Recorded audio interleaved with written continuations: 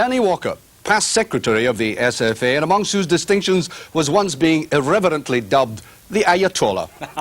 Ian John, ex-Motherwell, Liverpool and Scotland star, whose recent claim to fame is in keeping an ex-English footballer in gainful employment on Saturday lunchtimes over the past few years.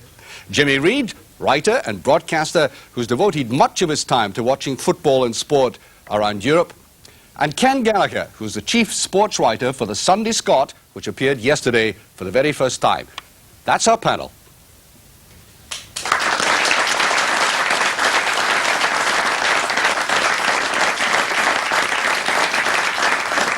Well, I did mention the telephone poll, but before I get to that, on Saturday, Scottish Television were denied access to the Schoolboys International, which was beamed live south of the border. I think Ian St John saw it. Now, I realise only the implications of live coverage of football, but don't you think a schoolboys game banned from being viewed up here is going over the top by the SFA? This is where I came in before. I was a wee bit surprised when I read about it. Of course, I'm not associated with these decisions now. But not surprised that it was not on TV in Scotland, but surprised that it was being played at 3 o'clock on a Saturday afternoon in competition with the league programmes. If Scottish football wants live TV at 3 o'clock on a Saturday, there's no way they will bring it in from England, in my opinion. If we Any kind of football at all? Any kind of football. If we want football in competition to our own league programme, we can put on, let's say, the game at Ibrox on Saturday, Rangers and Hearts, if we want to do that, and Scottish football will benefit. There's no way we will bring it in from outside of Scotland, and I think that's reasonable and fair. Ken, down the other end of the panel, do you think it was a realistic assessment by the SFA?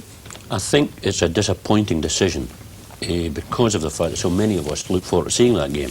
And I think all of us remember great games in the past when Paul McStay blossomed and lots of other players have come through in that. And I know Ian was telling us beforehand how enjoyable it was on Saturday.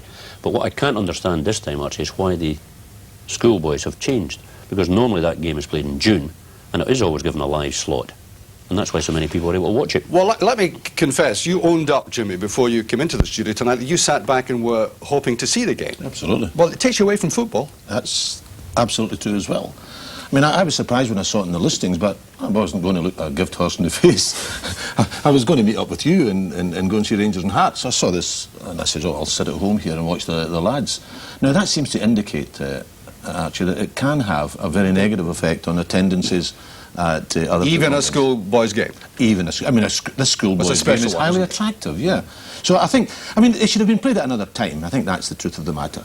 Well, the fact of the matter it wasn't. Yes. So we're getting the drift here that the SFA, despite the public outcry, were quite wise in what they did. Well, I don't know. I mean, can't the pro game stand on its own 2 feet against a schoolboy game? I mean, down in England, there's 92 pro clubs there and all the non-league clubs and whatever, and the game went out live down there. So what was the effect? Any idea of any effect? I don't know, but I think if I'm a football fan of a team in England, I'd rather go probably watch my team play on the Saturday. Now, if I'm at home and I am a football fan, but I'm home, it's nice to have the schoolboy game on.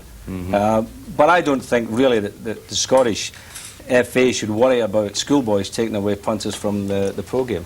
A gentleman here would like to say something in the audience. The thing is, by not televising it, we didn't even get the option. I mean, I would have been at Airdrie's game anyway, but if they televised it, we could have had the option of putting it on the video recorder and seeing it later on. By not screening it at all, we don't even get that option. Do you think the people screaming out on this occasion are mistaken and misled, even about a schoolboys game? Anybody got that feeling? Yes, gentleman right at the top. Cable TV anyway. We seen the start of it in Kirkcaldy. Yes, we're talking about public television, you know, the main channel, which was on this occasion STV. Do you think this, in general, the SFA were right to stop this game being transmitted? Show of hands. They were right to do it. They were wrong? So you would all have sat at home. You would all have sat at home, Ernie, and watched. So what's new, actually? I mean, it's not fair. Not necessarily. A gentleman said he'd taped again, which I think now, you must remember, people now do have video recorders and they can say, I fancy a bit of that when I come in tonight, stick it, and they've got the game. They might do that. On the other hand, they might stay in, Ernie. But I repeat that if we want live football at 3 o'clock during the season in Scotland, we'll not bring it in from outside. We've got plenty of football in Scotland, better than the Schoolboy International. We'll put that on. Gentlemen, right at the end here. Surely if the senior game's so good in Scotland, the people just wouldn't stay in and watch the Schoolboy Internationals. I mean, you've had a game there in the last couple of weeks, 7 goals at Easter Road, and the crowd that was there was diabolical. Something like 3,000 or 4,000, yes, indeed. Last comment before we move on. Yeah, surely the answer is in what we've said about taping the game. What's wrong with the STV? People taping the game and showing it at a later date, either the Sunday, Saturday night, or during the week. Well, That's they simple certainly enough to do couldn't that, show surely. highlights. The fact of the matter is it was a straight choice. Was it going to be allowed to be shown live or not? And they did show the goals. They did show recorded highlights later on, which is slightly getting away from the point. The fact of the matter is the majority here would have liked that game to have been shown. Let's now go to our other poll, slightly more sophisticated, the telephone poll, and that is simply on the question of the freedom of managers to speak out. We asked that question quite simply. There it is there. Should managers have freedom of speech? The yes vote, 4,500. The no vote, 594. The percentage breakdown is 88% in backing freedom of speech, 12% say no. Jimmy, you've been a champion of free speech in all sorts of categories all your life. Does that surprise you? No, it doesn't surprise me, and I think the punters and the voters are right in this occasion. I mean, I don't think it's possible, or should be possible, for any organisation to virtually take away somebody's democratic rights to express an opinion. And I think that applies to football managers and shop stewards and television commentators and everyone. So the punters are right in how they voted. But I've got to say this. Once you've established your right to have a say, you've also got to be responsible for what you say. And any organisation has a right to say to officials within it that if you bring our operation, our organisation, or our game into disrepute, then you will be answerable to us. Now, that's the other side. In a democracy, you've got rights, but you've also, with these rights, go certain responsibilities. And I think the SFA should tackle it in that way. I've got to say, actually, I do believe over the season that some managers are ridiculously irresponsible in some of their utterances. And I think they should be held accountable. But I don't think they can be gagged in advance. Now, this was brought in, Ken. Obviously, you have a great experience of press conferences, like myself, against themselves, in effect. Well, that's, I think, what the SFA have always said, but I don't see anything. I think Jimmy's right, to some extent. I think managers have got to be able to say what they want. I don't think it's right that managers should be gagged when SFA officials, for instance, or club officials can say things, directors can say things, without being called to question to the same extent. And I do think that some of the fines that have been imposed on managers, the Jim McLean one in particular, was quite draconian. And I don't think that's correct. Ian, you come from a different set of circumstances down there. Is there an exact parallel in England? I think managers in England, yes, have got to be careful of what they say because of the disrepute charges, which I think is fine. I'm with Jimmy. I think everybody should have a say. But I know that in the heat of the moment, after the match, managers will say some silly things, probably regret it the next morning, and could find themselves in hot water. But at least if they are silly enough to do that, I think eventually the club themselves might say to the manager, look, you be careful after matches. Yes, and I think that it would sort itself out, I'm sure. Yes, but only hot water of the FA's making. And the point being made by Jimmy is, no, I don't make think the hot water. No, I don't. I think for the game as a whole point of view, you have to be careful. You can't just go around slagging off referees and linesmen and other teams and other managers. That's what Jimmy's saying. No, but yes, no, Jimmy's not saying that. Jimmy's saying freedom of speech, which we all want freedom of speech. But what we're saying is, with that freedom of speech, you have to have responsibilities. You're saying don't gag them. No, don't gag them. None of us want them gagged. Yeah. But what we're saying is, you know, they've got licence then to put themselves in hot water, haven't they? Yeah. And I but think they have the right to Yes. speak up. Jimmy is actually saying they've got the Yes. right to speak up, but take the full responsibility of what they say. well, that's That's what we're saying. Yes. Ernie, you were right at the hub of this for many years. Sure. Let's establish, first of all, who is saying this, that they would like the managers to behave. One hears about the SFA as though it were some body appointed by God for the express purpose of frustrating Scottish football. The Sometimes that SFA is the impression given to the public, I have to say. The SFA, of course, is the clubs. The clubs wish it this way. Nobody else. The clubs wish this, what you call lack of freedom of speech, and your question, I should say, was quite unfairly put. Your question to the viewers. You mean the telephone poll question? Should the managers be given the right of free speech? What an absurd question. You think someone's going to say no? Of course they have the right of free speech. 12% did. No, but it's not, the question democracy. is not framed properly or fairly, but that's another issue. The clubs wish it this way. They wish this discipline imposed upon themselves in order to protect one another, club, from its neighbour. So don't run away with the idea that this is something being screwed into the managers and the clubs by some outside organisation. When you hear a guy criticising that particular system, he is, of course, criticising himself. But criticising his own club. The word you use is screw, because screwing into the ground is what the public perception is of some of the fines imposed on some of the managers recently, like the Jim McLean one, which was extremely draconian. Don't you think this brings attention to the system rather more than it should? No, well, of course, if the system is to fine managers, and that's the way the clubs want it, obviously the fines must increase if the guy concerned pays no attention or is deliberately just before I come to you, can I clarify the system by which you will decide whether a manager is going to have a penalty imposed on him and the level of that penalty? Now, obviously you're not going around all the clubs in the SFA to do that. How is it arrived? They have representatives. Sure, but how is it arrived at, Eddie? A figure and the decision on a... Depending upon the guy's past record, normally, the nature of the complaint, and usually it's one club complaining about another one, what he said about their manager or whatever, or about the state of the pitch, or it's the SFA deciding that you shouldn't call the referee a cheat, or whatever it may be. It's an attempt to protect the game against itself in a way, bearing in mind that, quite correctly, I think Ian said it's a highly emotional business. It's easy to fall into the trap. I've fallen into it myself. Had to appear before the SFA executive and apologise. Correctly, it applied to me as much as anyone else. I guess... That was a World Cup situation. That was a World Cup, Uruguay. I guess Ken's reference to SFA officials must mean me, because I'm the only one I think never fell foul of the system. But I think it's not unreasonable that there should be that discipline in the game, a little respect for one another. If everyone could be relied upon to act reasonably and fairly, of course, there's no need to talk about fines or bans or gags or whatever. But life isn't like that. And when they go over the top and start to talk about cheating and so on, you will have noticed that there are managers in the game whose team never loses because of any lack of ability on its part, or because, more closely, maybe any lack of ability on his part. It's always the referee's incompetence or his dishonesty, the other team's bad conduct, the state of the pitch, or whatever.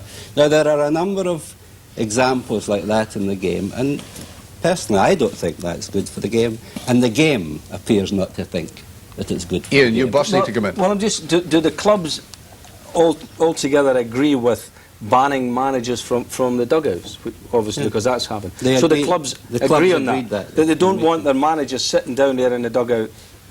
The clubs agreed in general meeting that if a manager or coach or whoever is found guilty of indiscipline on the touchline, he will automatically be banned. But am I not right in saying, Jibba, that what you are alluding to is freedom of speech in the general sense, and the only cub that should be put on it is determined by the law of the land? Well, I think myself it's never been tested in a court, but it's questionable whether any organisation in this country can sustain in law a decision to gag employees, let's say, of the organisation. I mean, that's questionable, but I'm not worried about the legalities of it. You see, Ernie, I reckon you would be in stronger ground, by you, I mean the SFA would be in stronger ground, if they acknowledged the manager's democratic right in a democracy to express a point of view. Thereafter, Archie, like everybody else, a trade union leader can say what he wants, but if he's a trade union official and he starts to say things that bring his trade union into disrepute, there will be disciplinary procedures within the trade union that say, hey, come here, you, sit down there. That's exactly what happens. I don't see why football should be in any different category. They have press conferences after every match. They can say what on earth they feel like saying. That happens all the time. It's when they go over the top, just as you're saying. Otherwise, there's no question about it. Going over the top, it's a hazy area. It is a very hazy area, and Ernie's right in the absolutely correct sense that the clubs are the SFA and the clubs do agree to this. But I don't think they ever really pull these rule books out of mothballs very often. And these rules stay enshrined for years. You know, for a start, when I first came in to do football reporting some 20-odd years ago, players were not allowed to discuss international matches when Ian was playing. I mean, not allowed to say anything about it, not allowed to say that was a good goal I scored, not allowed to say a thing, because this was in the SFA rules. And that was just crazy. If the rule book is dusty, Ken, maybe it's dusty because it's never opened by the media representatives who really don't understand it. You've gone on for years, for instance, about a gag on the referees. Remove the gag from the referees. We've read that, they were sick reading it. There is no gag. There's not one sentence in the SFA rules which prevents a referee from explaining whatever he wants to explain after a match, but there's not one referee in Scotland who would dream of explaining his decision. But why would he not dream of it, Ernie? Because the SFA would take action. Not at all. Not at all. I think they would. Oh, you were privy to that? Right, the gentleman right at the front here wants to say something. Archie, could I ask Ernie, do they never take on board that these managers appear at these disciplinary meetings, that after the game they're at their most vulnerable and perhaps it can be a bit volatile and over the top? Yes. Do you ever take that on board when you're dishing out the draconian fines, is what Ken said to Jim McLean and Graham Souness, which I feel you've been particularly severe on in the past? Of course. The court, you'll appreciate, is football people, club people, not SFA officials. They are not arriving at these decisions. It's their fellow club people who are arriving at these decisions, and of course they take everything into account. They're experienced people. They know themselves what it's like. They all have clubs of their own. These things, of course, are taken into account. Yeah. Well, William Brown, I think you had an assertion of some kind to make about this, William? Yes, well, I felt that referees, football managers and players being gagged was archaic and dictatorial by the SFA. I feel that the SFA get a little paranoid at times about anybody speaking. And to quote one article in the paper last week after the game at Pittodrie between Rangers and Aberdeen, Jim Farry, the present secretary of the SFA, was quoted, whether he said it, I don't know, but he was quoted as saying that Graham Souness would be called before the SFA Council for a remark he made. Now, I think Jim Farry, assuming that... Too hasty judgment, you're saying? Before the council, the SFA Council met, was every bit as wrong as managers speaking after the game. Well, we'll come back to Ernie just in a second. The other gentleman here, yes, with there seems to me to be an element in this that Jimmy Reid touched on earlier on, where there's a desire to have the opportunity to speak freely, but there's some kind of reluctance to accept accountability for what you say. Managers are in very difficult situations in relation to the fact that football's a passionate game, feelings run high, and sometimes they're at their most vulnerable point when the media approach them for comment. And they suffer the consequences in relation to, at the wrong time, saying the wrong thing and being held accountable. Yes, Phil, just to... Ernie made reference to the deity when he mentioned the SFA. Surely there's a reflection there. If in fact the rule does not exist, then it must reflect the sort of demagogue status of these people when referees, historically for years, have never ever ventured to comment in a game. And you think they should? Of course they should. Like total freedom, as we're suggesting now? Yes, provided other people understand where they're coming from. And I referee for 30 years, and they've got to understand he's got a split second to make the decision, and once he's made it, that's it. But a lot of people don't understand that. Like many people in the game. Of course. Like many people in the game. Was it somebody here wanted to say something? No. Yes, right away at the top. Managers know what they're putting themselves into before they make a statement, and I think you can't give them a soapbox to stand on after a game. Yes, Jimmy. I think managers have got to accept the responsibility, as do people in public life, that when you're under pressure, you've got to take that into account in your utterances. Now, we all make mistakes. I've said things in the spur of the moment, in the public glare, that I've regretted saying the next day. You've told Yeah, but so you're not fined for it, though. No, you're not fined for it, Jimmy. No. That is a special circumstances for everybody in the game of football at the moment. The other aspect which hasn't been touched upon is, of course, that when the fines are in place, there's no appeal. Yes. That is it. Finished. Well, and that is against the law of the land. That's simply not true. Of course there is an appeal. They may appeal by the representative in council disputing the minute. They may certainly appeal. There was a reference to Jim Farry made there. Jim Farry would certainly not say what you read that he said in the press. Let's get the picture quite clear about the press and these comments from managers that we're discussing. The scenario is that after a game on a Saturday, there's a press conference. This or that manager who may be disappointed, may be upset and a bit heated up about the whole thing, says something which is over the top, let us imagine. The journalists concerned will then go back to their offices and phone the Secretary of the SFA, Jim Farry in this case, and say, what are you going to do about this guy who has just said blah, blah, blah, blah? That's what we're talking about media-wise. The media would love it to be a free-for-all. Let's all call one another gangsters and cheats and whatever. They would really love a free... You would love that. You would love it. Make your job easier. So would the lawyers, actually. There are certain restrictions we would have to watch too, Ernie, you know? Yeah. But there are certain restrictions we would have to we'd have to watch. Media don't like at least we'd be within the law of the land. In the media there. Pardon? Yeah, you're implying indiscipline. No, they would like a nice, easy life, easier than they already have. Well, we're going to have an easy life by moving on to the next question, which we have to do now. It comes from William Mavers from Erskine. William, where are you? William, there you are, right in the front. What is the panel's opinion on some of the ideas floated for the 1994 World Cup in America, such as making goals bigger, having no offside, and instead of 2 halves to the game, 4 quarters to accommodate American advertisers on television? If adopted, would FIFA be putting commercialism before the best interests of the game? Ian, what's your immediate reaction to all of that? I know Ernie's been very much involved in taking the World Cup to the States. Your immediate one, though. Get to Ernie last. Well, what would happen to the half-time cup of tea? And it'd be 3 half-time cups of tea then, wouldn't it? The goal's bigger, I'm sure. It would be 3 times the analysis of you and Greavesy. Well, you can only get too much of a good thing. But as far as the size of the goals are concerned, I'm sure there's a few football fans here would like to see that with their team at the moment, bigger goals.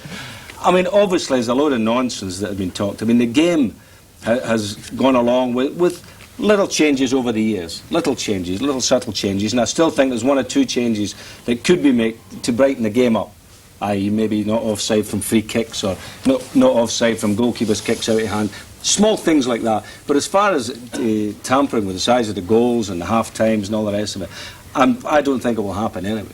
You don't think at all? I don't think it'll happen. Ken, I'm very much pro the World Cup going to the States. I don't know whether you are yourself. Yeah, I'm do you think there's too much of a hype now about what they're trying to do? I think there is, because I spoke to Ernie about this before, you know, this question of the 4 quarters, which has been widely talked about. And Ernie's never heard this as a serious proposal at all at FIFA level. So I think there is a lot of hype. I don't particularly think that would be a good thing, and I don't think it will happen. I think the offside law, there might be a chance of change, and I think they're trying it in a youth tournament. Ecuador. Yeah, you know, with 18-yard line. I think that would be good. But Jimmy, I do think it would be good in America. I think it will be a great World Cup. Sure. Jimmy, I get the impression that there is a legitimate trend at looking at football, regardless of where the next World Cup is going to, because of what we saw at the last World Cup.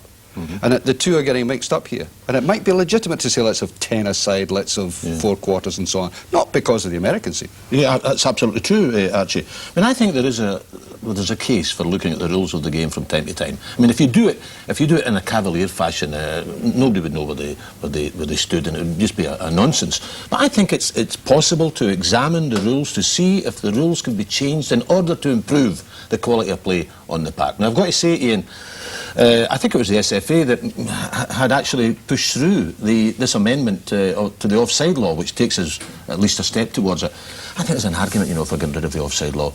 One of the problems in the game is not just defensive play, but they're all congregating in midfield and nullifying good skills. Whereas if you abolish the offside rule, you would elongate, you know, the structure of the game. So I reckon that's a case. There's a case could be argued for that. What you've got to watch is irresponsible tinkering with the rules of the game. Back to Ian first before. Well, do you remember way back when I was managing Motherwell? Ernie will remember this.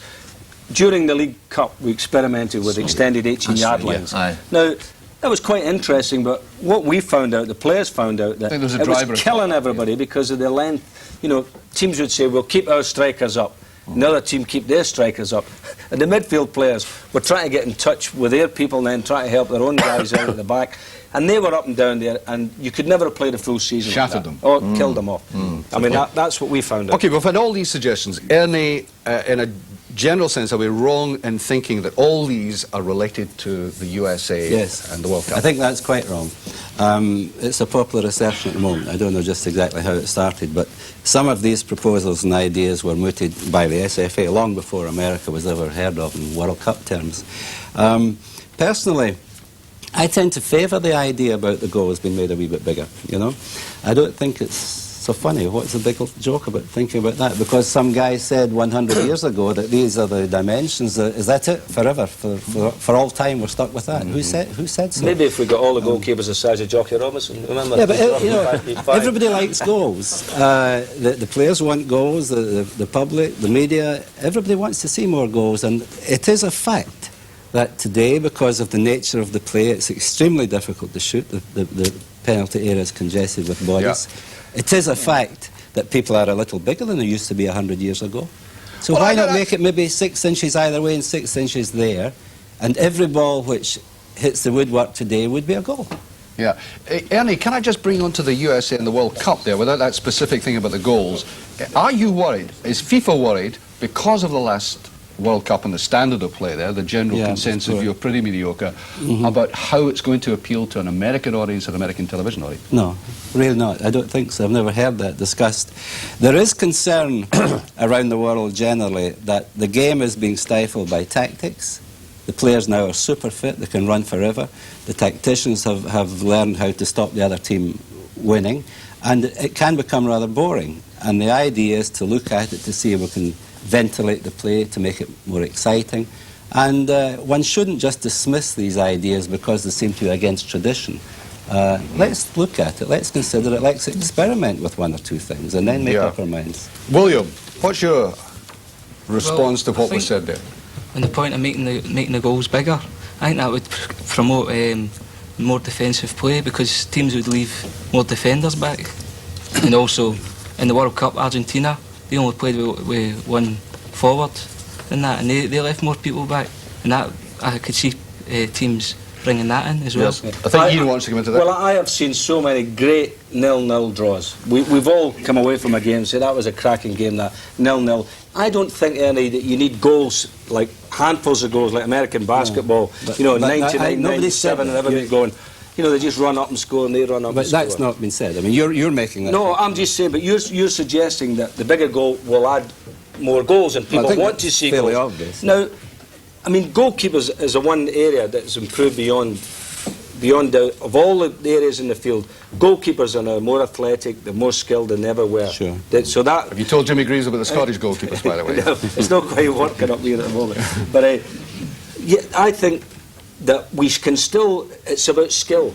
As you say, it's about skill. Now, if you can score a goal, even though there's a huge goalkeeper, very skillful goalkeeper, and you can score a goal, that's what the game is about. Well, let's say we'll make the goals bigger, inferior players, goals go in, doesn't mean to say the game's been better. Look, let's try it. Don't just dismiss it because it's 100 years old. Don't imagine it's got to be there forever. I think the things about the offsides, yes, definitely, we've got to look at that. Here's a chap wanting to come in there, just there. Yes, I think there is an awful lot of nonsense talked about the changes in coming into the game or trying to come into the game, when I honestly believe the answer is in one rule that we've talked about here. I don't care how long you make the goals, Ernie, they'll still hit the post, especially in Scotland. The players that play. But however, the offside, I've been watching football for 40 years now, man and boy, and the offside rule, I've never been able to understand why we have an offside rule. Ian said there that when they played it in the Dryborough Cup, how the players were staying up and the midfield running about, didn't know.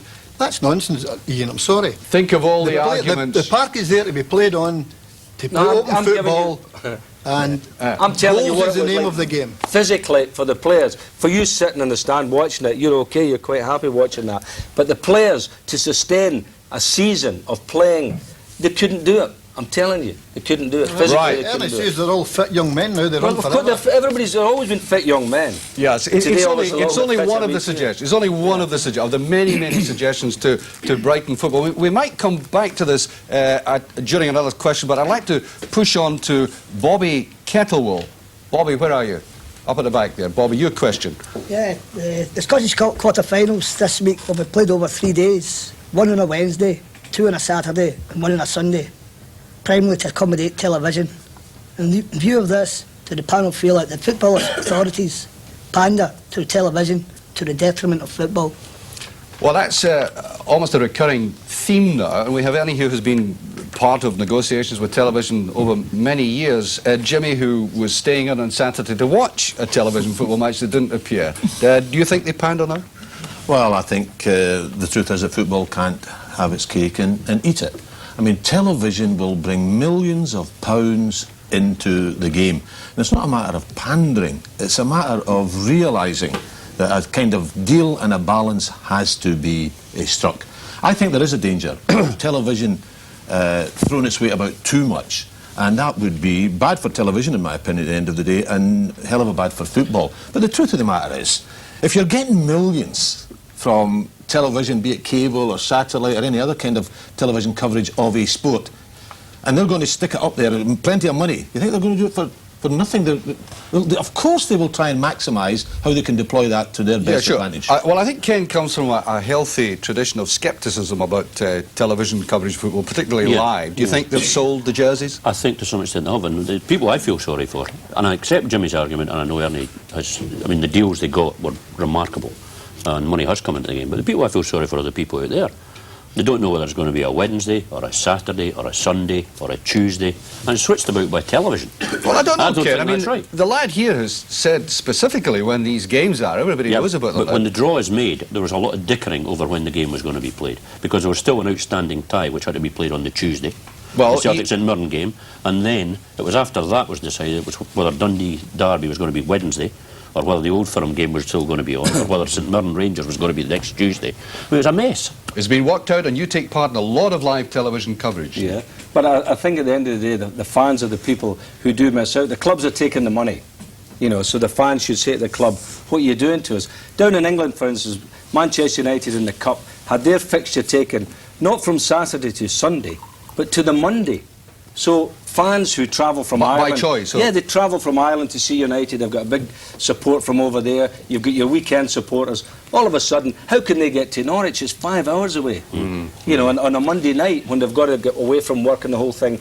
And I think that was wrong. And it's wrong to stick it in the middle of the week when fans, especially in England, as they're travelling in Scotland, Aberdeen's far, but other than that, people can nick around to the grounds quite easily. Ernie, I can remember the days when there was a great deal of aggression between television on the one hand and yourself representing football on the other. Are you surprised that it's come to this?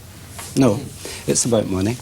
I'm a wee bit surprised at the attitude of some of the panel who started the programme by bashing football for a match not being on television, and now you seem to have switched and they're saying that there's too much of it on television. I don't think you can. You don't think you can talk about. I think it's make your mind up time. No, wait a minute. Yeah, you can't talk about schoolboy game. No, you wait a minute. Talk about. Spot. But don't forget. You wait a minute. I'll tell him when he comes in. Seconds out. Well, no. I've waited years to say that to this man. Now you shut up and let me St John speak. I'm not a manager, you know. You can't keep me quiet.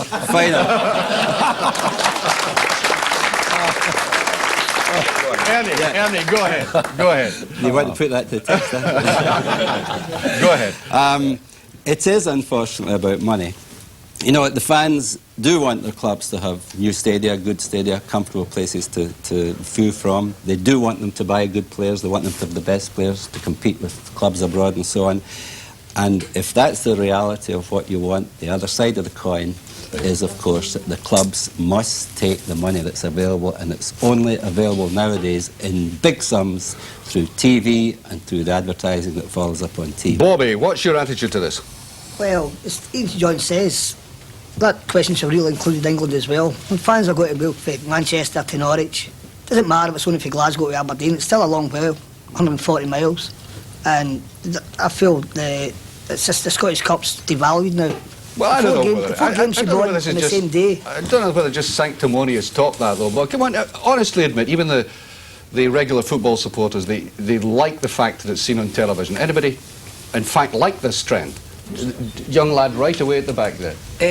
I don't think it matters what competition we're talking about in the televised football, but the fact that the viewers who see it on television might actually find out what they're missing and come out for themselves onto the terraces and start seeing the football. You mean to incite some interest, provoke some interest? Yes, provoking Does anybody agree with more of this chap away at the back? I'd like to ask how much money was made off the satellite deal for the Scottish Cup. Well, I don't know whether you can answer that specifically, but try if you can. The total package for Scottish football completed just before I left was for £12.25 million over the next 3 years. And how does that get broke down to the clubs? Largely to the clubs who are on the box. Most of the clubs are... It goes to all branches of the game, right down to the juniors and the schools and the juveniles and so on. They all get share. But the lion's share goes naturally to the clubs and the box. Well, the lion's share of the programme is still to come, in fact, because we've got a second part to this programme. Do stay with us. We'll be back to Sporting Question in a couple of minutes.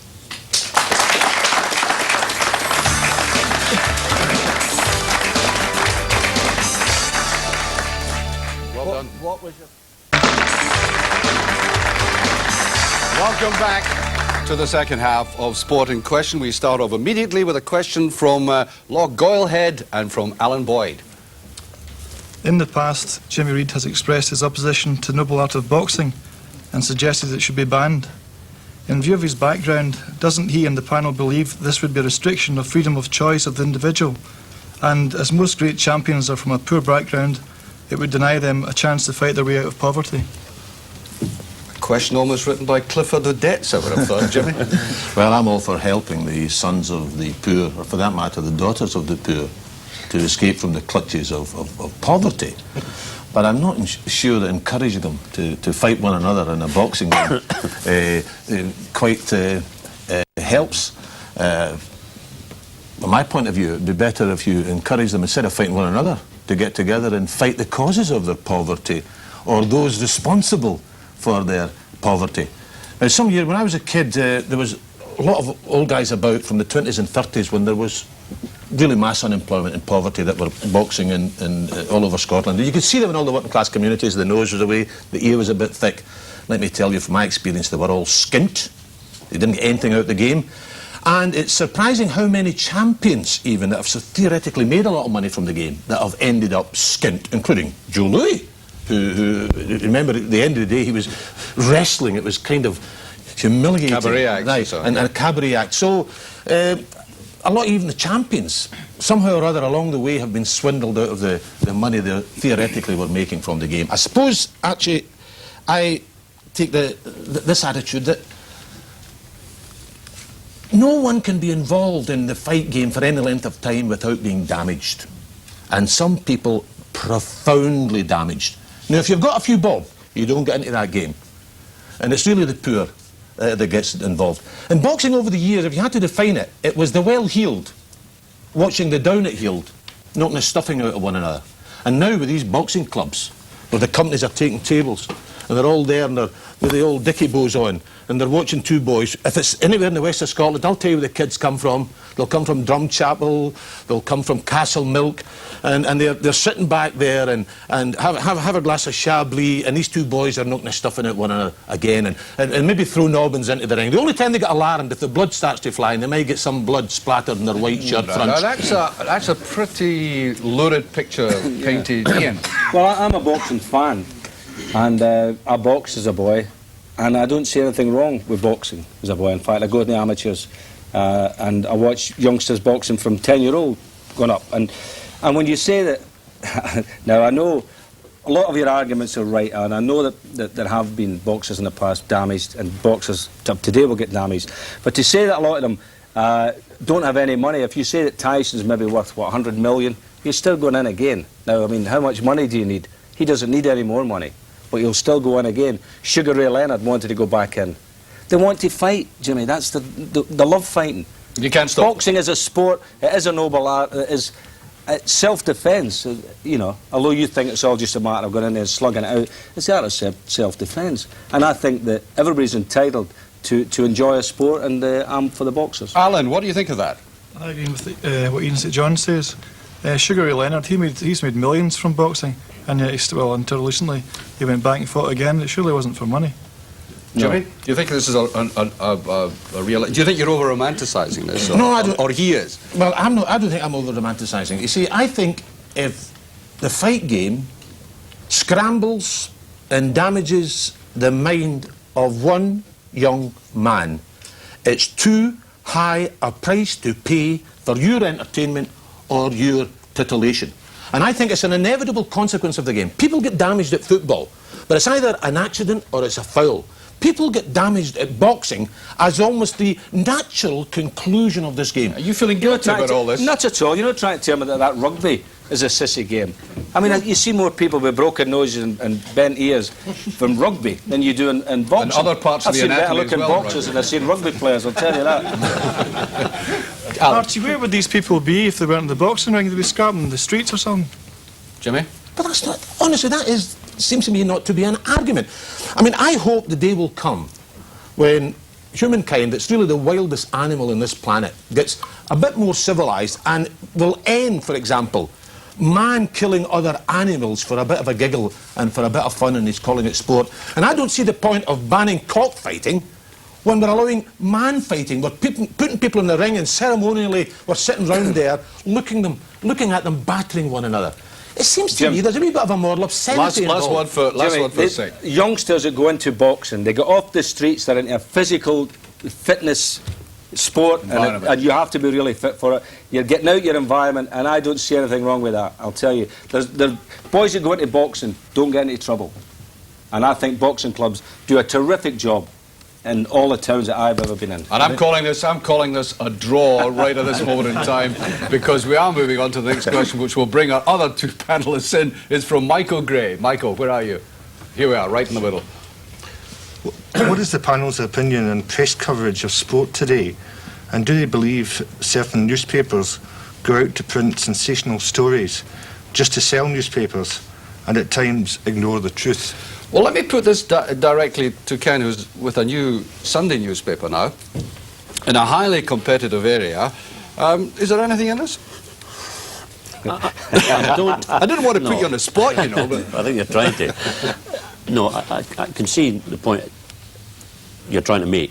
Yes, people go for sensational stories because sensational stories do sell newspapers, and that's what you guys buy the papers for. If there's a sensational news story in a paper tomorrow morning, that's the one you're going to probably buy. If you haven't got one delivered, you'll go out and see a bill and you'll go and buy it if it's a sensational story. As for ignoring the truth, I would think we have all had experience of this in certain areas, but you get people in any profession who will let down the profession. I think Ernie and I both experienced it in Argentina when there was one particular case, Ernie, of the players being photographed by El Gráfico, the Buenos Aires sports paper, and it said that the players were in a nightclub, when it was quite clear, in fact, that they were sitting in the press centre drinking Coke with the girls who were giving the accreditation. And yet, one news reporter, and I stress this, it was a news reporter, was quite willing to go along with the story that was in El Gráfico and send it back. And I know that this does happen. But by and large, on the sports stories, there may be errors of judgment, but I don't think people genuinely are... Yeah. Maybe a small minority. I don't think people genuinely ignore the truth. Ernie, everybody's got an opinion, you know. You've blown the occasional gasket about the press, about individuals, myself on occasion. What do you think of that? Can I talk about boxing now? I don't think it would be reasonable or fair to say that the Scottish sports press, that's what we're talking about, lies consistently. They don't, I think. They probably put the emphasis in the wrong place frequently. I would be more concerned, I think we should all be more concerned perhaps with the quality of the reporting to which we are subjected rather than whether or not they happen to be telling the absolute truth. I don't think it's necessary to present the football news to the football public as though they could barely read, in short, sharp, boring sentences. I think we do suffer from a lack of descriptive writing. I think the media, the written media, tends to underestimate its readers a little. And I personally would prefer to see a higher standard of reporting. But to answer the question, I would say no, I don't think it's a serious threat to us. Michael, your opinion on that? I think Ernie's right to say that in Scotland there's much less of it than nationally. But it does concern me that the exclusive, the big story that makes me buy the paper, turns out the next day to be untrue. And that happens in Scottish journalism as it does. Well, let's take a specific issue which has been handled by the press recently, and that is the suggestion by the SFA, by the Scottish League president, about a penalty shootout, an instant end to cup games. Now, I think that's been, that could be sensationalised, some personal attacks on Jack Steedman, a favourite on our panel, but it seems to me a very good suggestion, Ken, and well handled by the press. Yeah, I think it has been well handled. I don't think many people support Mr. Steedman, but then again, that's not unusual either. I don't agree with it. I know that one or two others might, and some people here might, but I think that the Scottish Cup has been played, and it has been played for 100 years, and I don't think it really needs tinkering about with. And I think it's very good if I think certainly one replay and then perhaps extra time in a shootout. I don't think we should have interminable replays. Well, I think it should be one game only. Ernie, making the point about changing the width of goalposts because he didn't want centuries-old laws. Is it time for a change? Do you agree with it? Do you go along with it? I've got a degree in falling out with Jack Steedman, or disagreeing with Jack Steedman. I mean, we've had hundreds of fights, but I think he's got a point here, you know. I think I gave him the idea before I left the SFA. There's nothing wrong with, in my opinion, considering the possibilities that are opened up to us by having the Scottish Cup ties settled on a one-off basis. All of the clamour that one has heard from the game has largely been coming from coaches who want to be defensive when they're away in order to get the other team to their home ground where they may have a chance of This winning. would eliminate that. I think this would improve the game. Yeah, can I bring in It's Ian worth here? considering. It's not worthy of dismissal. Ian? Well, you've got the Skull Cup, which is on that basis anyway, isn't it? And everybody loves that and they think that's great. But that's the Skull Cup. The Scottish Cup is tradition, and I think the tradition should be that you play at your own ground. If you draw, you play the other ground. Yeah. You play at a neutral ground. Jimmy, quick response from Jimmy. Well, I was opposed to the shootouts, if that's what we're talking about. And I must also say that in discussing it and debating it with other people, I've come to the conclusion that I was wrong. I think nowadays, if you've got a cup final and you've got all the media there and all the rest of it, you can't say, oh, well, there's no decision, we'll have it next week. I think, quite frankly, if you're going to get into that element of showbiz, you've got to get a decision in the night. And a final curtain, right? We're very near the final curtain. This is going to be directed to Ernie from Ian Campbell. Where are you, Ian? Right. Does the panel believe there was a lack of foresight during the 80s with regard to a national stadium for Scotland? Ernie Walker has been credited with turning the SFA into a multi-million pound business. So where has the money gone, and why was it not spent on a national stadium? Unfortunately, you haven't got all night, Ernie. We've got about a minute left. Well, where the money went is easily answered. I took most of it with me when I left. But no, there is absolutely no reason why the SFA should contemplate building a national stadium for the Scottish team, because you cannot sustain a stadium with the Scottish team in the cup finals. I mean, you need a weekly injection of funds to sustain a modern stadium. It's such a big subject that I would not do it credit in less than a minute. I don't want to. But do you think time was wasted? Would you admit to lack of foresight? No. It was never a possibility. It never will be a possibility for the SFA to build a national stadium. They don't have a team to put in there every Saturday. If I had to ask you for a forecast, will a national stadium eventually emerge? What should happen, in my opinion, is that Rangers, Celtic and Scotland should play in one stadium, in easy reach of Glasgow, and then you're in financial business. Now, people are shaking their heads because you have this thing about one set saying we'd never share a ground with these other guys, you know. What are you going to call it? 1991, we're near Ibrox Park here or something like that. I would love to go out all night, well into tomorrow. We can't do it. That's it for this week. Next Monday, which is the last in the present series, I'll be joined by another high-caliber panel, which consists of Hearts chairman Wallace Mercer, the man who wants to move his club from Tynecastle, former Grade 1 referee Bob Valentine, now a supervisor with the SFA, Freddie Truman, Fiery Fred himself, the man with a view on everything, including, of course, cricket, and Brian Glanville, chief football writer of the Sunday Times, certainly one of the game's great characters. So, If you have a question for any of these personalities, get them down now on a postcard and send them to Sporting Question, Scottish Television, Cowcaddens, Glasgow, G2, 3PR. That's Sporting Question, Scottish Television, Cowcaddens, Glasgow, G2, 3PR. And please remember to include that also important telephone number. I'll see you next week, but meantime, from all of us, the guests, and of course the marvellous audience, a very good night.